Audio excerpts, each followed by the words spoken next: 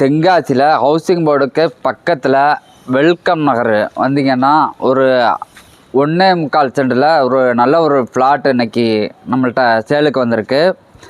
இந்த இடம் வெல்கம் நகர் பள்ளிவாசலுக்கு பக்கத்தில் அமைஞ்சிருக்கு. ஒரு அருமையான இடம். இந்த இடத்துடைய சைஸு 15க்கு 55 அப்படிங்கிற சைஸில் நமக்கு இந்த இடம் கிடச்சிருக்கு. இந்த இடம் 20 அடி தார் ரோட்டுக்கு மேலே அமைஞ்சிருக்கு. ஒரு அருமையான இடம்.